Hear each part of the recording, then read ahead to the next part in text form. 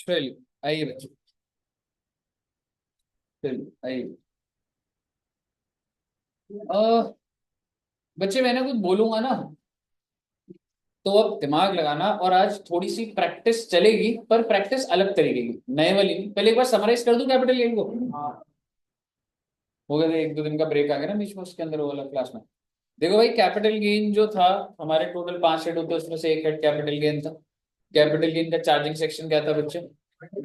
Section 45, जो कि ये कहता था अगर एक कैपिटल एसेट है और अगर वो ट्रांसफर है और अगर उसे प्रॉफिट हो गया तो कहाँ टैक्सेबल हो जाएगा? Capital gain. In the previous year in which transfer took place. लेकिन इसकी एक्सेप्शन थी, insurance company claim, conversion of capital asset to stock in trade, और तीसरा कंपल्सरी एक्विजिशन। ठीक है जी। तो इन तीनों केसेस में कैपिटल गेन टैक्सेबल कौन से साल में होंगे? जब भी आपको कॉम्पनसेशन रिसीव हो रही है। डिस्ट्रक्शन होगी तो इंश्योरेंस कंपनी जब दे रही है, कैपिटल एसेट को कन्वर्ट करा था तो जब स्टॉक बिक गया था, पैसा आ गया था, और कंपल्सरी एक्विजिशन में जब पैसे आ रहे थे, और उसमें लिखा था फुल्ली और पार्टली। कैपिटल एसेट की डेफिनेशन 2 क्लॉज 14 में थी। कैपिटल एसेट कहता है भाई या तो लॉन्ग टर्म कैपिटल एसेट होता है या शॉर्ट टर्म कैपिटल एसेट होता है। दोनों का bifurcation on the basis of 36 months होता था। लेकिन कुछ केसेस में 36 मंथ्स की जगह 12 महीने होता था, और कुछ केसेस में 36 की जगह 24 मंथ्स होता था। 12 कितने केसेस में होता था बेट? आज वो याद होनी चाहिए बेट, क्योंकि दोबारा कोई चीज बात आएगी। In case of 12 listed securities लिखा था, अदर देन वो डिबेंचर लिंक्ड सिक्योरिटीज वो नहीं था, है ना। और zero coupon bond, units of UTI भी उसके अंदर था। ठीक है। तो बेसिकली यही था, सबसे पहला था listed securities, units of equity oriented fund या यूनिट्स ऑफ यूटीआई, और तीसरा था जीरो कूपन बॉन्ड्स। कहिए, क्लियर है बच्चे? इन केसेस में 12 महीने था। इसके अलावा 36 मंथ्स, फिर उसके बाद एक और आ गया था, दैट इज 24 मंथ्स। 24 मंथ किस केस में था? अनलिस्टेड शेयर का इन्वॉल्व प्रॉफिट। फिर हम लोगों ने कई चीजें देखी। Asset acquired before 1/4/2001, you have the option to take fair market value of the actual cost, और 1/4/2001। फिर लॉन्ग टर्म कैपिटल एसेट है तो लॉन्ग टर्म कैपिटल गेन होगा। इंडेक्सेशन कराई जाती है, index cost of acquisition and index cost of improvement. हालांकि 1/4/2001 से पहले की सारी कॉस्ट ऑफ इम्प्रूवमेंट इग्नोर कर दी जाती है। ठीक है जी। तो ऐसे करते करते हम लोगों ने काफी पॉइंट्स डिस्कस करे। अगर जस्ट मैं एक समरी बोल दूं, अभी इतना डिटेल में ना जाके, तो एक तो 3 केसेस करे थे एक्सेप्शन वाले बच्चे।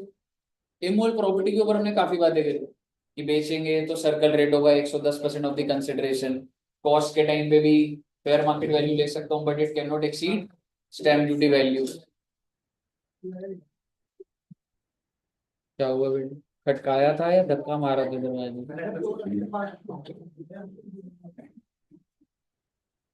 ठीक है।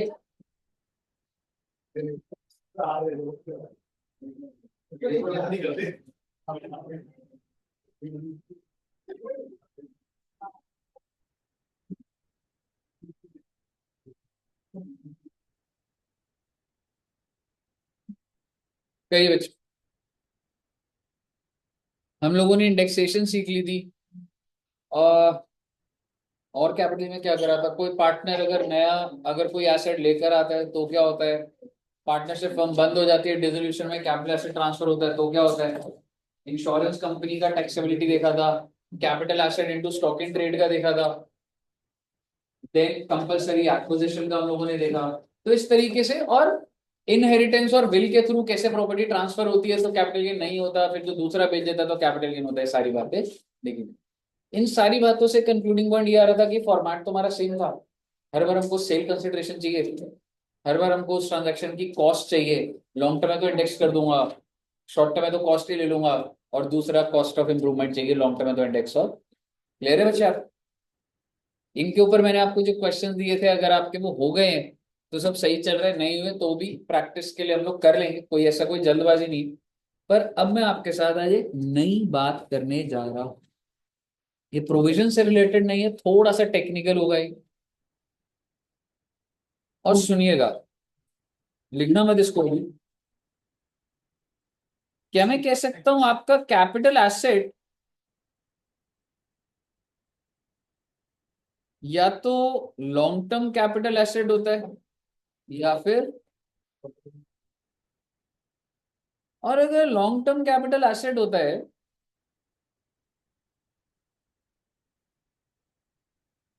ठीक है, तो अच्छा और बात, हाँ, लॉन्ग टर्म कैपिटल एसेट होता है तो उसके ऊपर जो गेन्स होते हैं वो कौन से होते हैं, और शॉर्ट टर्म के ऊपर, यही है ना कहानी। जरूरत क्या पड़ रही है बेटा बाइफरकेट करने की ऐसे?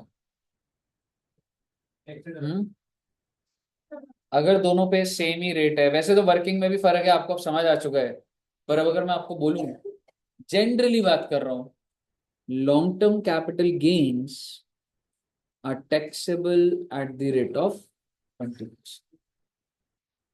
सर स्लैब रेट, सर एक इंडिविजुअल है, वो अपनी लैंड एंड बिल्डिंग बेच रहा है, उससे लॉन्ग टर्म हो रहा है, तो स्लैब नहीं लगा देंगे पहले 2.5 लाख, या वो नहीं लगेंगे लॉन्ग टर्म्स के ऊपर। अगर मैं आपको बोलूं तो क्या रेट है बच्चे, स्पेशल है। अगर मैं शॉर्ट टर्म की बात करूं तो डिपेंड करता है, ठीक है, डिपेंड करता है, या तो ये 15% पे हो रहा होगा, मतलब इसका भी रेट ही लग रहा है, पर कुछ चीजों पे स्लैब भी, समझ रहे हो, तो मिक्सिंग है कुछ, और ऐसे में टैक्स कैसे निकलेगा, ये अपने में कॉम्प्लिकेशन आ जाए, समझ रहे हो बच्चे। तो सर जी क्या करना होगा सर, हम बड़े ही प्यार से देखिएगा। अरे आप लिख लेंगे ना। अभी नहीं पता मुझे, एक बार सुनते जाएगा एक बार। हेलो। हाँ जी, हाँ जी, हाँ जी, हाँ जी, जल्दी बताइए कौन, मैं क्लास में था।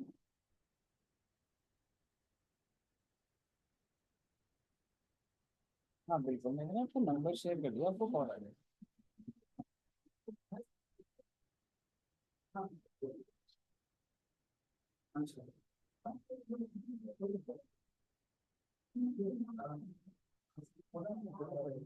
नंबर शेयर कर दिया, कोई 5 मिनट कॉल आ रहा होगा, मैम शायद नहीं बता रही हूँ। ठीक है बस। हाँ जी बच्चे, तो मैं आपके साथ बच्चे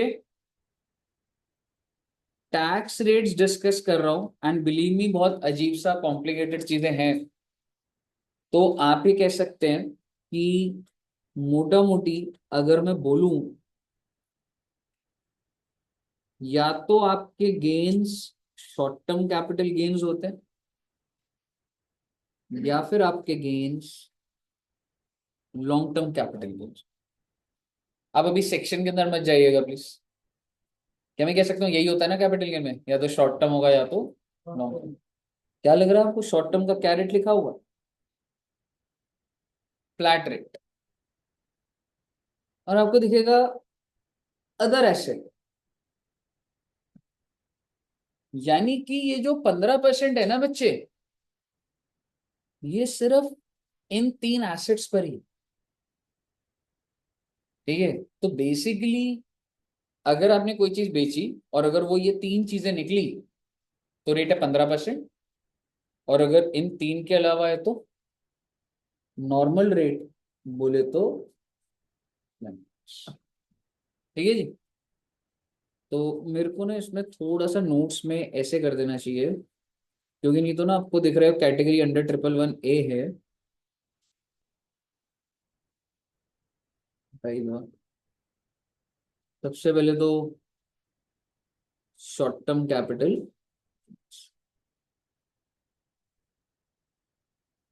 या तो शॉर्ट टर्म कैपिटल गेन्स है, या फिर क्या है बच्चे,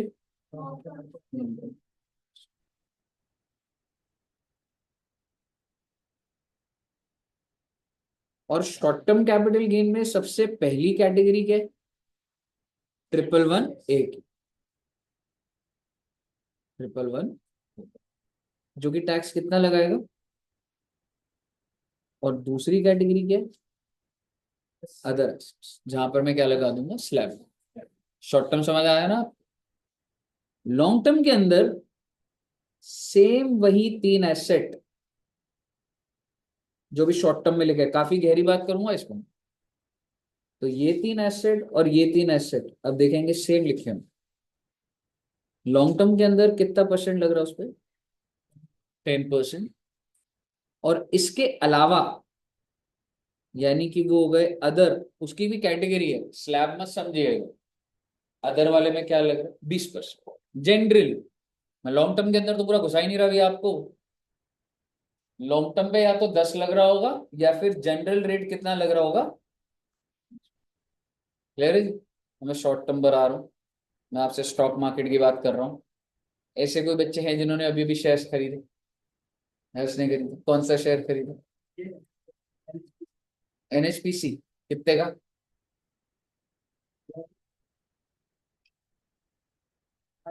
कब खरीदा था? 4-5 दिन पहले। अच्छा। और मतलब अभी 4-5 दिन में बढ़ गया, कम हो गया? कम हो गया। वैल्यू तो गिरती जा रही है अभी डे बाय डे, पर ठीक है। तो अभी तो आपका मैं एग्जाम्पल नहीं ले सकता, आपको प्रॉफिट ही नहीं हो रहा। कुछ टाइम पहले लिया था, चल ठीक है। तो बेसिकली सपोज कर कितने कितने रुपए इन्वेस्ट, कितने शेयर लिए थे? 10-15 हजार लाख। 15 शेयर मान लेता हूँ, एक शेयर कितने का है? 100 रुपए का। तूने खरीदा कितने का? 100 का खरीदा। मान ले 1500 रुपए इन्वेस्ट कर। कोई नहीं, अब तो बना दूंगा मैं एग्जाम्पल। ठीक है। मान लो इसने 15 शेयर खरीदे 100 रुपए के, और ये आज ही बेचने को तैयार है, और आज शेयर का प्राइस कितना है? 150। एग्जाम्पल ले लो ना। ठीक है। आप मुझे बताइए, और इसने बेच दिए सारे शेयर। आप मुझे बताइए सेल प्राइस कितना है बेटा? 2250। अब मुझे बताइए भाई का प्रॉफिट कितने का? 750 रुपए का। ये जो 750 है, अब मुझे बताइए क्या शेयर्स कैपिटल एसेट होता है? शेयर्स कैपिटल एसेट होता है। अब आप मुझे बताइए, गेन्स निकाल दिए मैंने आपके आगे, टैक्स रेट क्या लगाऊं उसमें? क्या ये शॉर्ट टर्म है? शॉर्ट टर्म है ना, अभी कुछ दिन पहले खरीदा, शॉर्ट टर्म हो गया। अब आप बताइए, क्या इन तीन नामों में क्या ये शेयर्स का नाम आ रहा है भाई जी का? लिस्टेड शेयर है ये। लिस्टेड शेयर, यानी कि लिस्टेड शेयर पे अगर शॉर्ट टर्म होता है तो 15% लगता है। तो इसका मतलब भाई का प्रॉफिट कितने का हुआ? 750। भाई के ऊपर टैक्स कितना लगेगा? 750 का 15%। 112 पॉइंट। यहाँ तक कोई दिक्कत नहीं लगेगा टैक्स। आप बचाना चाहते हो टैक्स या पे करना चाहते हो? तो आप इतनी टैक्स पढ़ चुके हो, अब मुझे बताओ क्या क्या आपकी सबमिशन होंगी।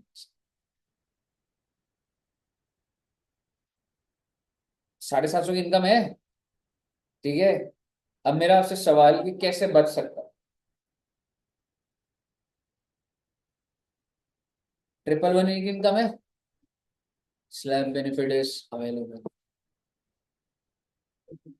पहले 2.5 लाख माफ, even if it is taxable at a flat rate, तो भी पहले 2.5 लाख, एज्यूमिंग तेरी और कोई इनकम भी नहीं है।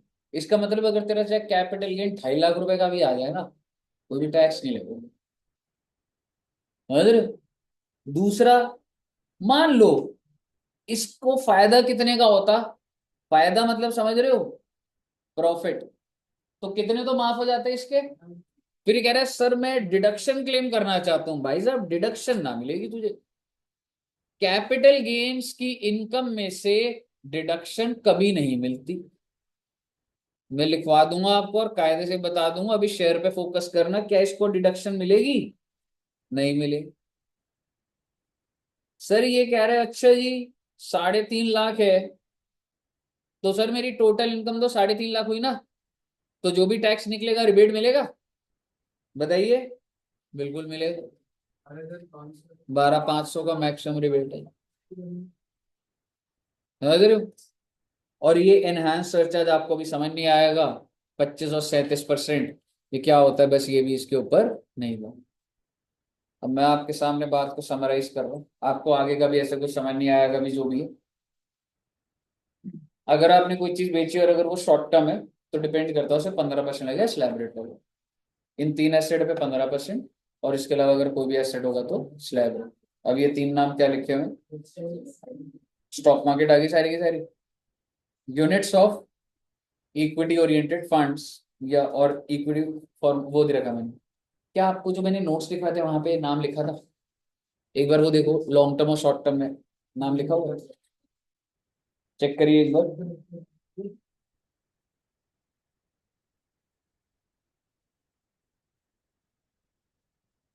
लिखा हुआ है,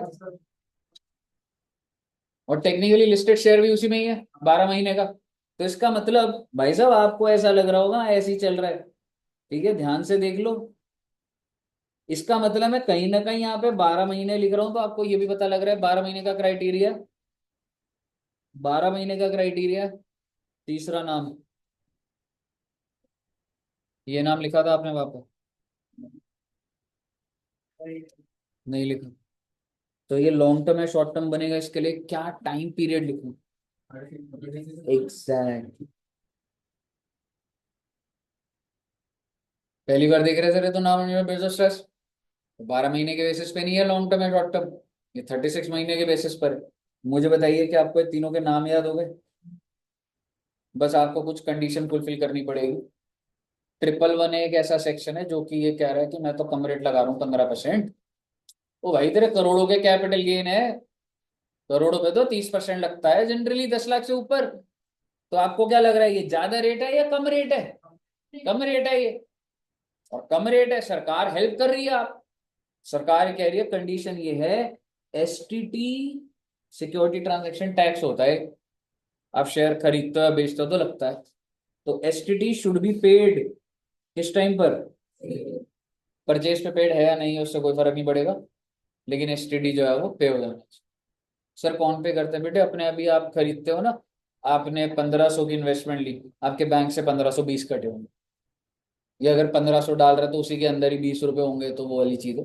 तो बेसिकली कंडीशन क्या है बच्चे, STT should be paid on sale. यहां तक क्लियर है। मेरा आपसे सवाल, शेयर बेचोगे, आपके पास इनमें से कोई एसेट है वैसे जनरली, नहीं, लिस्टेड शेयर होंगे ठीक है, बट वैसे अगर शेयर भी नहीं है तो नहीं, यूनिट्स ऑफ बिजनेस, प्रोडक्ट है मार्केट में, समझ रहे, यूनिट्स है कुछ, ठीक है। तो आप मुझे बताइए आपके पास घर में क्या पड़ा हुआ अदर एसेट्स में, ज्वेलरी, बुलियन, बुलियन पड़े हैं घर में, गोल्ड के बिस्किट्स, हाँ, कुर्सियां तोड़ तोड़ के बिस्किट्स कमा रहा तू, हाँ, मुझे पता था तू, अब तूने सोच लिया है कि जब सर हमसे पूछा हमने पूछ लेना है सर को, ठीक है। तो बेसिकली ज्वेलरी और लैंड एंड बिल्डिंग, यस, ठीक है। और जो भी बेटे घर में जो भी सामान है अगर वो कैपिटल एसेट है, अगर मेरा आपसे सवाल है, आपका जो घर है अगर आप उसको बेच रहे हो तो क्या 15% ट्रिपल वन ए में आ रहे हो या अदर में आ रहे हो, अदर में, शॉर्ट टर्म, ठीक है ना, तो अदर वाले में आ रहे हो, और उसका मतलब क्या लग जाएगा, कह रहे बच्चे। और मैं जस्ट ऐसे ही बोल रहा हूँ, इसका मतलब क्या यहाँ पे स्लैब का बेनिफिट मिल गया,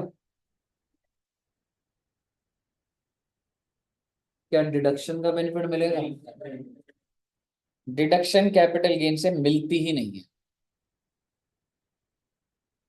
समझ रहे हो, सॉरी बेटे गलत बोल, शॉर्ट टर्म स्लैब वाले से मिलती, जो, है ना, जो फ्लैट है ना, जब फ्लैट रेट होता है उसमें से नहीं। अब समझो स्लैब की एक ही कैटेगरी है ना, तुम्हारा salary, house property, PGBP, other source, capital gain में सिर्फ और सिर्फ कौन सा आ रहा है? स्लैब, तो उसमें मिल जाएगा। अगली बात, तो सर जी रिबेट का बेनिफिट मिल जाएगा क्या? बिल्कुल मिल जाएगा, समझ रहे हो? और फिर एक मैंने कुछ लिखा है, वो हायर सरचार्ज करके कुछ, दो रेट है ना, 25 और लगता है बेट। आप मुझे बताइएगा, कुछ समझ आ? अगर कौन सा वाला बेनिफिट? हायर वाला?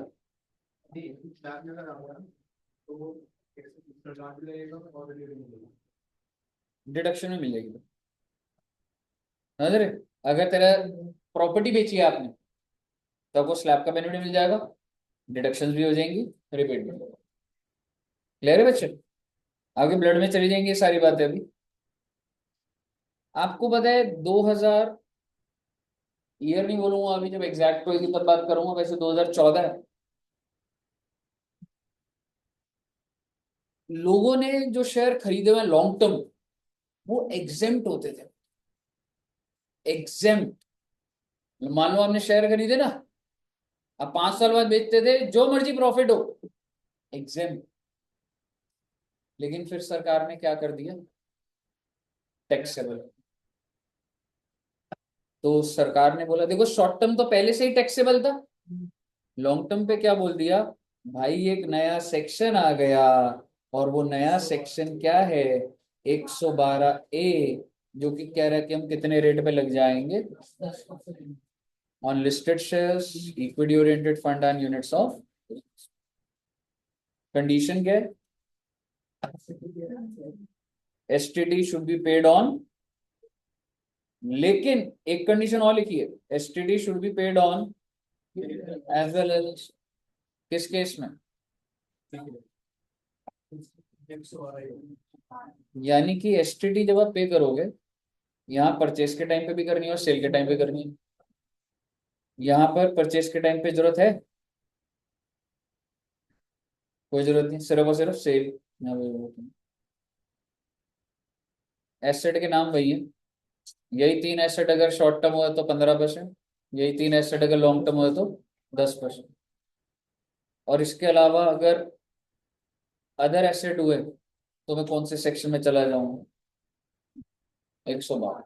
और स्लैब मत सोच लीजिएगा, आपको जहाँ पे ऐसे ही दिखा देता हूँ, 20%, 10 और 20, विच एवर इज हायर, 10 और 20, स्लैब नहीं, लॉन्ग टर्म पे स्लैब नहीं। ठीक है बच्चे? तो इस चीज को, जस्ट मैं एक जो टेबल बना रहा हूँ उसको जरा सा बनाना, उसके आगे तो वही लिखो। ठीक है, आइए।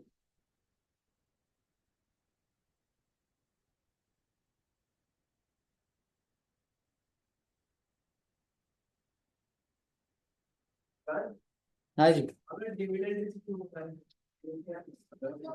टैक्सेबल है शेयर होल्डर के हैंड से, अदर सोर्स में टैक्सेबल।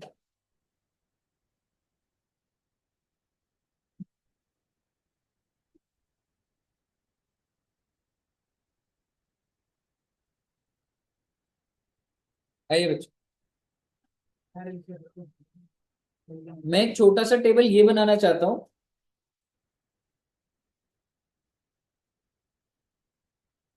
कि आपके कैपिटल गेन्स या तो शॉर्ट टर्म कैपिटल गेन्स होंगे,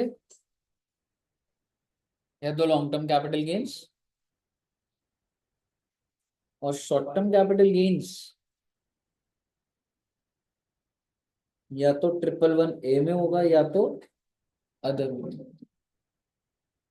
111A है तो रेट क्या लग रहा होगा, और अगर अदर है तो स्लैब। अब मैं लॉन्ग टर्म पर आ रहा हूँ,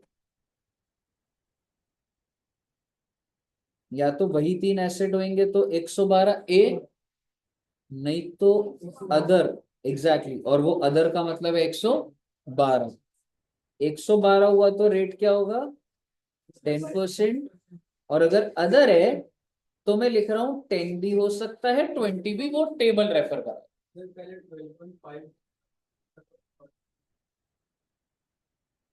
111A हो सकता है शायद से, ध्यान नहीं। 12.5 टाइम पहले तो बोल रहा होगा यार। 12.5। ये तो स्टार्टिंग से ही 10 था। 12.5 नहीं कनेक्ट हो रहा, पता नहीं। ठीक है, अब मुझे बताइए, पहले मुझे बताइए यहाँ तक क्लियर है बच्चों को?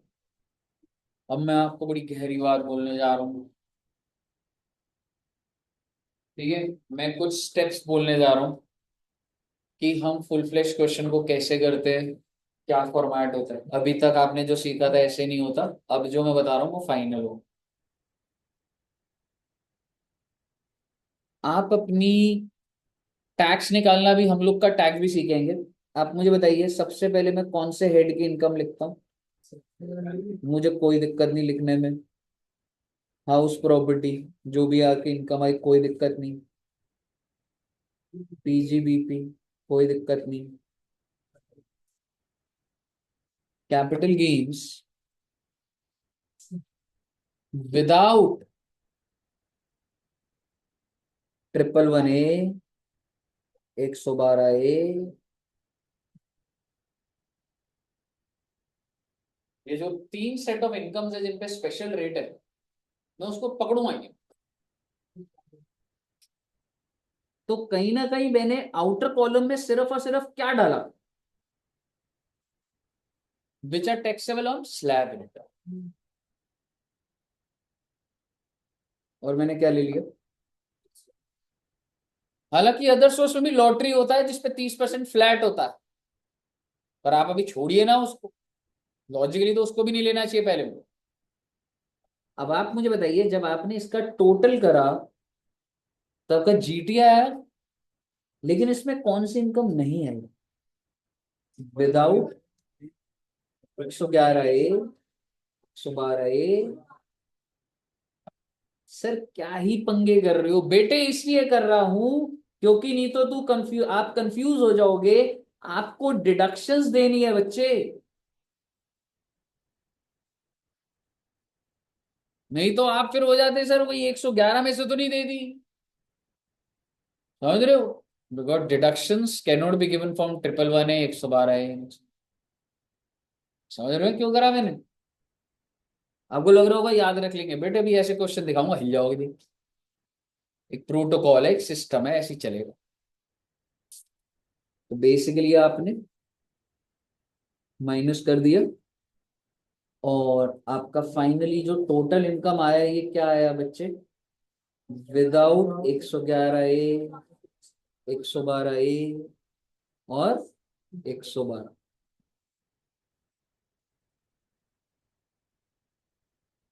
तो ये जो वैल्यू आएगी, मान लो ये 18 लाख आएगी, मान लो। इस पे तो स्लैब लगाऊंगा ना, तो स्लैब वाली है तो सारी। ठीक है, अब मैं क्या करूंगा, इसमें ऐड करूंगा। टोटल इनकम पूरा तो सही नहीं आया ना अभी मेरा, तो एक बाइफरकेशंस बना रहा हूं ना। ठीक है, और मैं ऐड क्या करूंगा? 111A, 112A, 112। और जब मैं भैया इसमें ऐड कर दूंगा, और मान लो वो 6 लाख था, मान लो सिर्फ 111A हुआ था 6 लाख का मुझे। No, your final total income is, बस मैंने उस 24 लाख को विदाउट एंड विथ ऐसे बना दिया। क्यों मालूम है? क्योंकि मुझे टैक्स किस पे निकालना है। और अगर मैं तुम्हें सीधा बोलता और बोलता है इसके अंदर 6 लाख, तो तुम हिलना जाते। अब मेरी कंप्यूटेशन के अंदर पहले से वर्किंग निकली हुई है भाई, 18 लाख पे स्लैब लगाना, 6 लाख के ऊपर फ्लैट लगा दूंगा। अब आप मुझे बताओ 24 लाख के ऊपर टैक्स कैसे लगाऊं? पहले मैं निकालूंगा 18 लाख पे लगा देते। वैसे आप फ्लैट भी कर दो, मुझे कोई दिक्कत नहीं है। पर अगर मैं बोलूं कि जो other other than 111A, 112A और 112, कितनी है बच्चे वो? 0 to 2.5 लाख। याद आ रहा है? सीधा लिख दूं 12,500।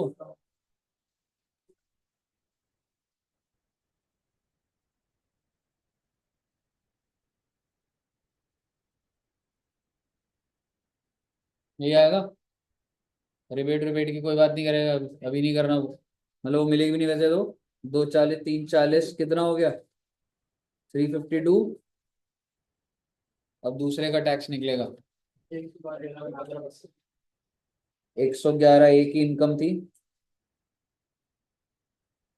6 लाख का 15%।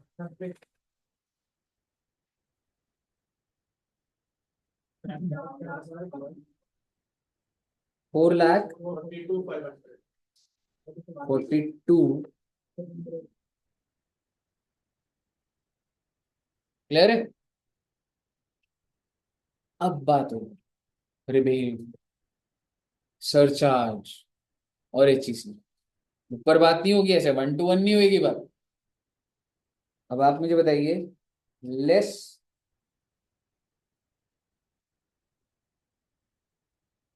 क्या करूं बच्चे, क्योंकि इसकी टोटल इनकम कितने की है? किसने बोला आपको विदाउट लेना?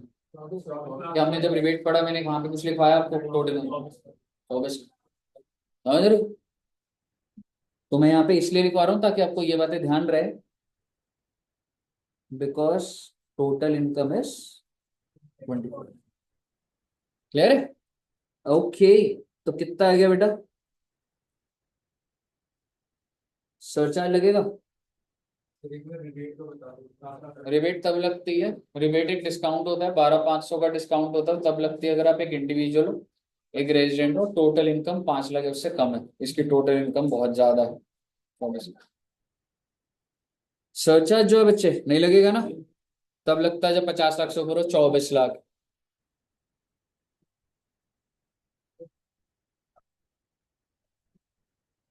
Add HEC at the rate of कितना आएगा बेटा? 17,000 फाइनली आपका टैक्स है। 4 लाख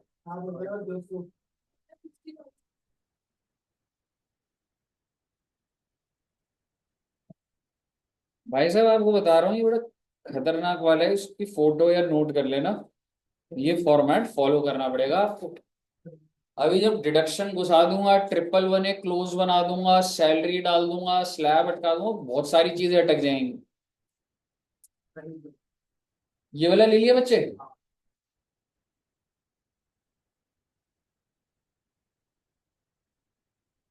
अब 24 लाख पर रहते हैं बच्चे। अरे सर नोट कर लीजिए। अरे सर मुझे क्या टैक्स होगा सर?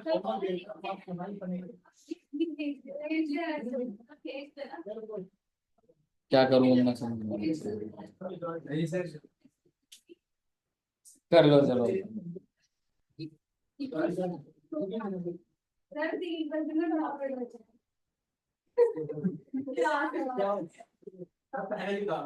कितनी देर से ये तुम ऐसे कर रही हो, 15 मिनट 14 मिनट हो गए अभी ना, समझ नहीं रही। एक क्वेश्चन दे रहा हूँ solve करो। चलो फ्री हो। यार आज अकाउंट्स लगने की हिम्मत नहीं लग रही, कुछ ऐसा लग रहा है मतलब कैसे हो रहा है।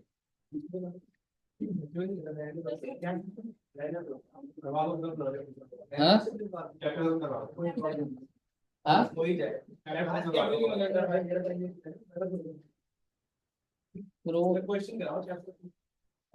क्वेश्चन रखते थे मैडम ही नहीं होंगी ना, सीए सिक्योरिटी लॉ पढ़ना है। शेयर खरीदे कोई, क्या फायदा पढ़ने का? हाँ पैन कार्ड नहीं बना।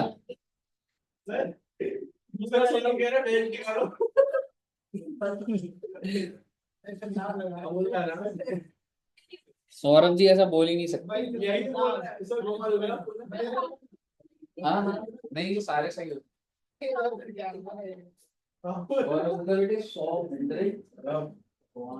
100 भगवान 200 भगवान हो गए 100 भगवान। भूषण सर नाम क्या है? ऐसी चीजें बताइए। ये वो झूठ झूठ बोलते रहते हैं। लॉक कर रहा है। अरे सर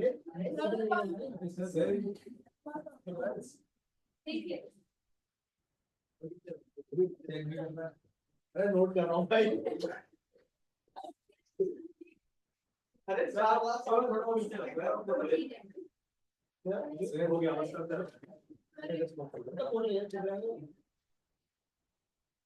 सिक्योरिटी लॉक क्यों है वो कैपिटल गेन करा देता है लंबा अपनी पावर दिखा दो। सब्जेक्ट तो करना ही है बच्चों में। अच्छा वैसे नहीं पढ़ना, बुक आ गई है तो पढ़ना है ना। ये एसेट्स होते हैं मैम, जो आपके बैग में है ना वो सब एसेट्स हैं और आप लायबिलिटीज। बैलेंस शीट मैच दो।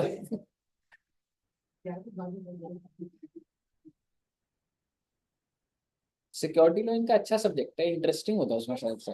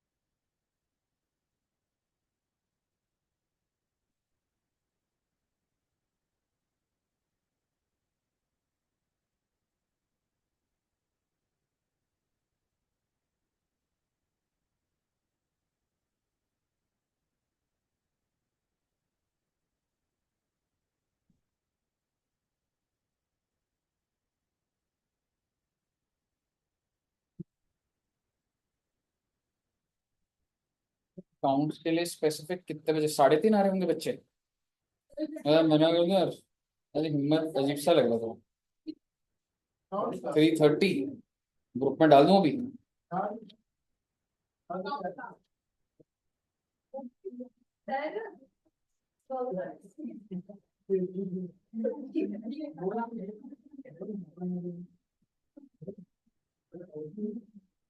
नहीं यार, थोड़ा सा वो लग रहा है।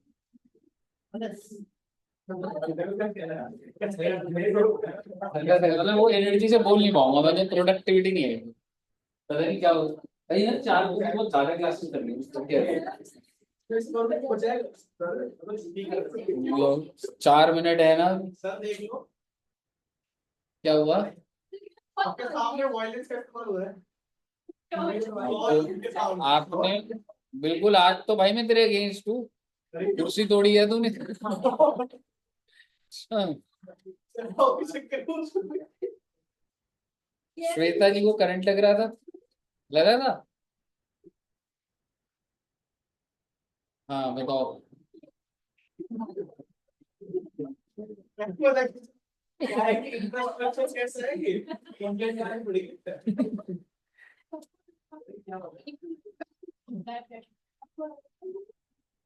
हाँ जी, लिख लिया ये। एक क्वेश्चन करते हैं, और मैं क्या करूं, मैं प्रैक्टिस कराऊं या तुम लोग को साथ ही कराऊं?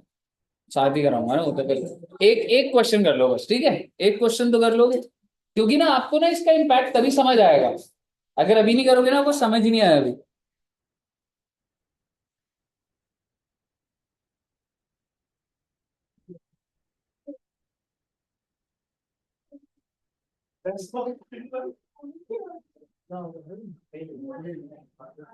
सर आज अकाउंट सही है। उसको बोल दे यार, वो निमेश को, वो तब से बैठा हुआ था बेचारा। 5 लाख से बात कर रहे हो। दोस्त से बात कर रहा हूँ, ये नहीं पता। नहीं, मैं पूछ लूंगा उससे। बोल के रह जा रहा हूँ। फटाफट बेटा ये वाला निकाल दो बस, तो नमस्ते करते हैं यार आज। आज तुम्हारी कॉस्ट की हुई थी? चलो फिर तो ठीक, थोड़ा बहुत तो पढ़ ही लियो।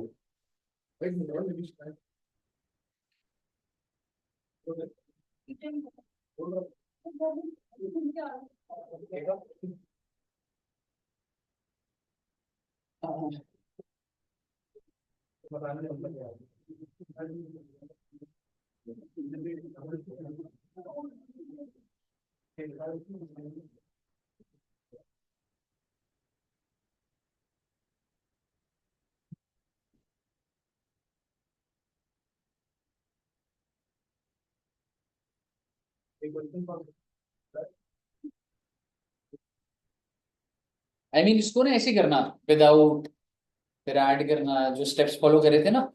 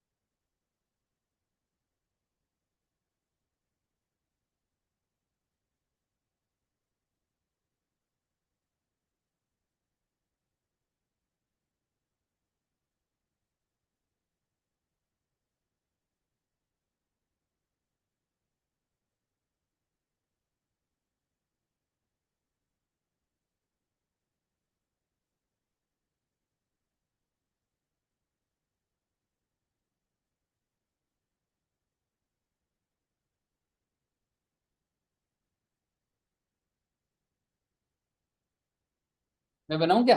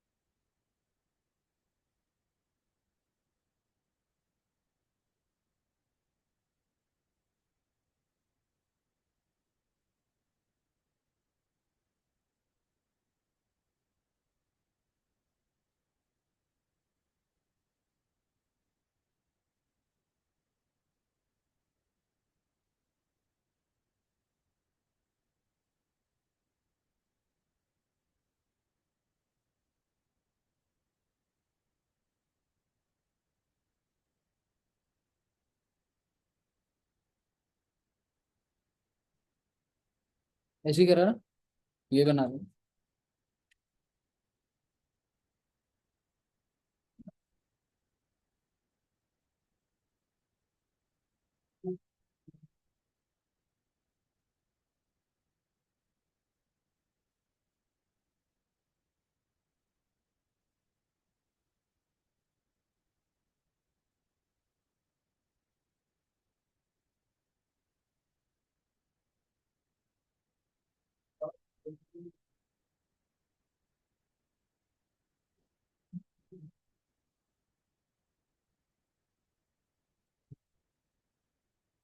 रिबेट मिलेगी क्या?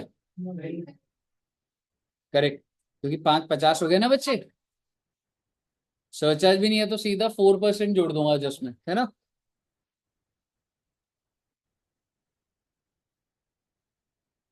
कितना हुआ 4%?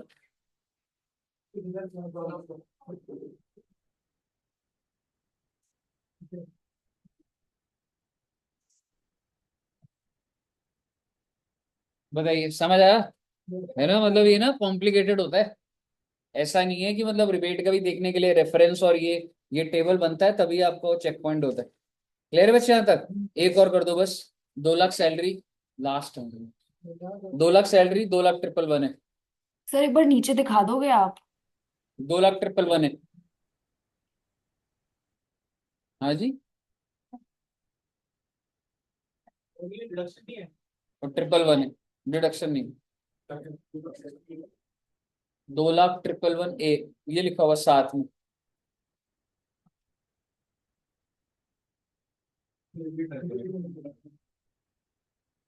ठीक है, बट टैक्स कितना आएगा मतलब?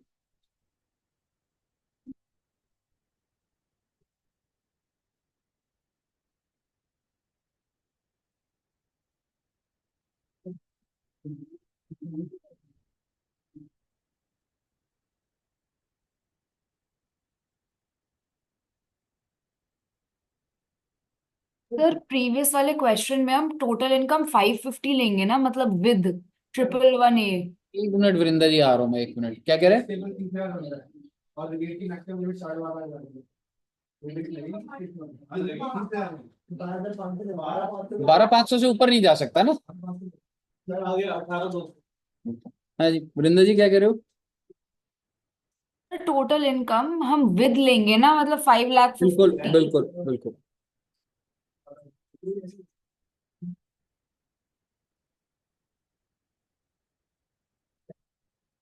पहले तो ये वाला टेबल आपका बन जाना चाहिए। ठीक है, अब क्या करोगे तुम? 4 लाख के अंदर पहले 2 लाख के ऊपर टैक्स निकालोगे। ध्यान से देखना, 0 to 2 लाख में निल हो गया। और यहां कितने हैं? 2 लाख। मेरा आपसे सवाल है, आपका स्लैब पूरा एग्जॉस्ट हो गया क्या? स्लैब क्या कहता है, पहले 2.5 लाख माफ? कितने लाख तक माफ हुए आपके? अभी भी कितने कर सकते हो? बेनिफिट मिलेगा ना आपको।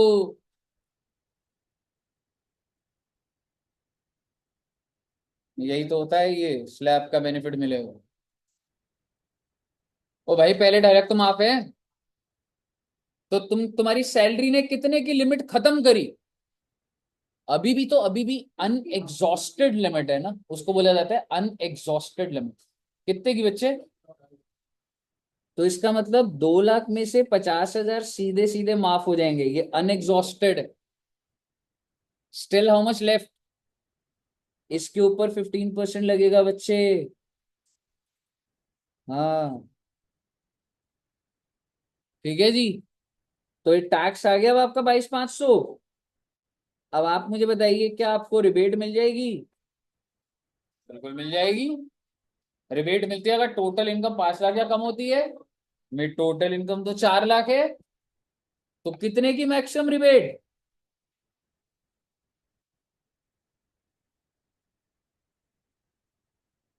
HEC 4%, 4 4 400 तो 10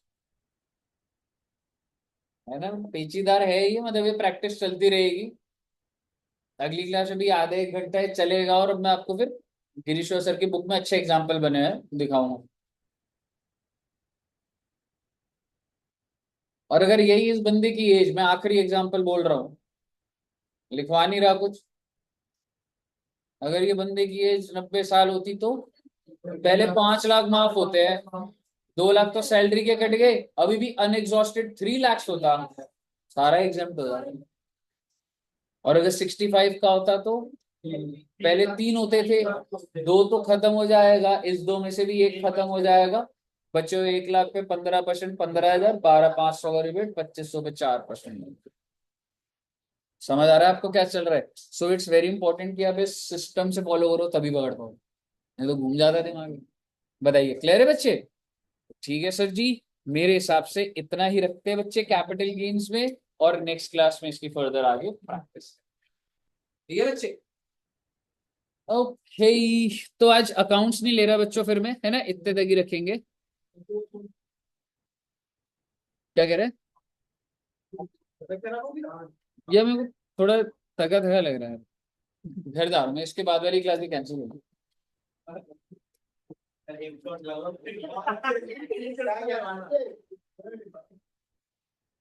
उसके बाद भी लगी रहा अभी। ठीक है चलिए, okay, thank you very much, bye bye.